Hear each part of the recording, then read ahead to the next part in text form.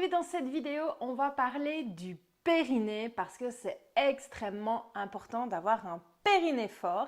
Et à la fin de cette vidéo, donc reste bien jusqu'au bout, je vais te donner un truc pour pouvoir le rééduquer. Alors d'abord, avant de commencer, qu'est-ce que le périnée? Et il ne faut pas avoir honte, on ne sait pas toujours ce qu'est le périnée.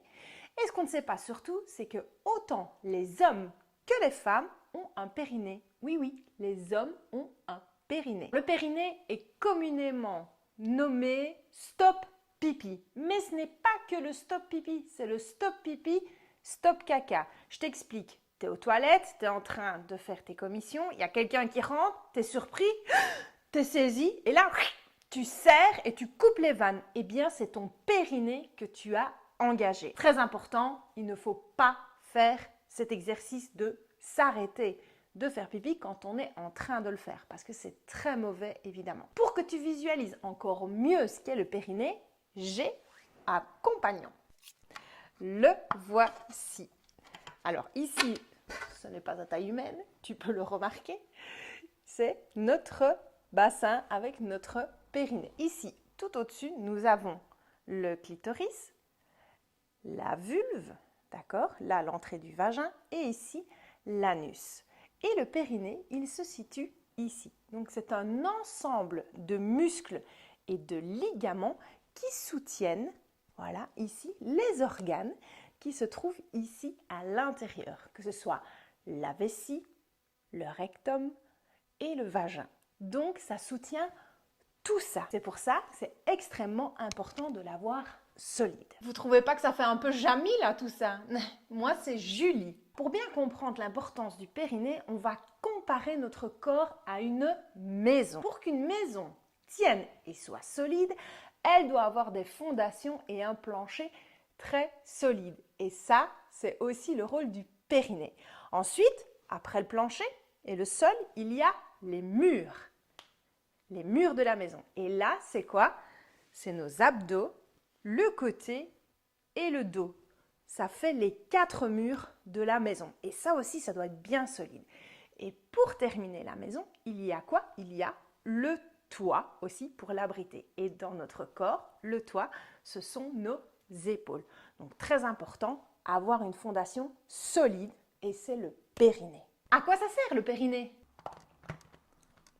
À maintenir les organes qui sont à l'intérieur. Mais pas que. Il sert aussi à éviter les fuites urinaires et à avoir de meilleures sensations lors des rapports sexuels. En général, on ne parle du périnée que lorsqu'on est enceinte ou lors de l'accouchement.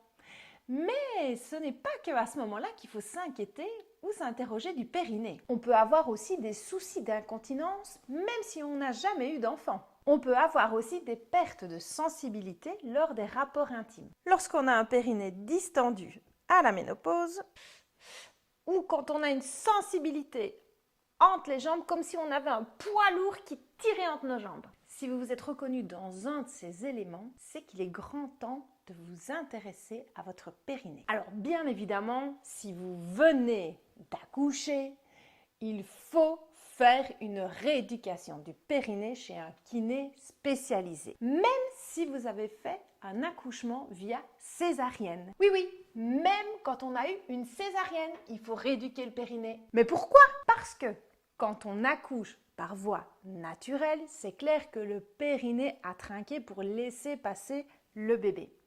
Mais quand il s'agit d'une césarienne, vous avez quand même eu un bébé qui a appuyé pendant 9 mois sur votre périnée. Donc, il a eu beaucoup de pression. Donc, il a été sollicité. Alors, il faut aussi le rééduquer, même en cas de césarienne. Comment savoir si notre périnée est abîmé? Est-ce que tu as des fuites urinaires au quotidien? Tu as des petits pipi culottes quand tu fais du sport? Tu as des pipi culottes quand tu éternues ou quand tu te mouches? Et comme je l'ai dit, tu as des pertes de sensibilité lors des rapports intimes? Tu es ménopausée? Là aussi, ton périnée peut s'affaiblir avec la ménopause. Tout ça, ce sont des signes qu'il faut le rééduquer. En dehors de la grossesse, il y a aussi certains sports qui peuvent abîmer ton périnée. Surtout les sports avec saut et impact, principalement le trampoline, mais la course à pied aussi. À force des impacts, ça peut l'abîmer. Et puis il y a évidemment les mauvais abdos, les crunchs, qui eux exercent des pressions sur la vessie et qui peuvent distendre le périnée. Tout ça, c'est à éviter si on a des soucis de périnée. C'est pour ça que tu n'en verras pas dans mes programmes en ligne et s'il y a des sauts, je donne toujours une adaptation pour ne pas devoir les faire. Ok, mais comment le renforcer? Première chose, tu peux le faire en pensant régulièrement à contracter ton périnée au quotidien ou même et surtout à l'effort quand on fait le stop pipi, stop caca.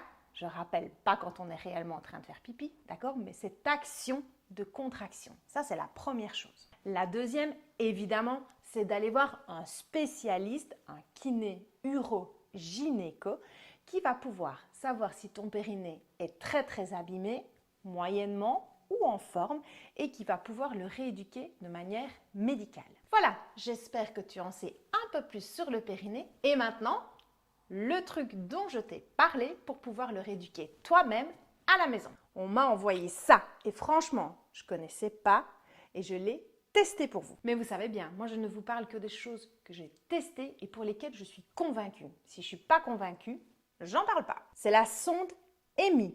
Il s'agit d'un dispositif médical et breveté et utilisé aussi par les professionnels. Cette sonde connectée via Bluetooth à une application de ton téléphone va pouvoir te permettre de rééduquer ton périnée 10 minutes 2 fois par semaine sous forme de jeu ludique. D'abord, la sonde, elle est dans son boîtier qui est rechargé par câble.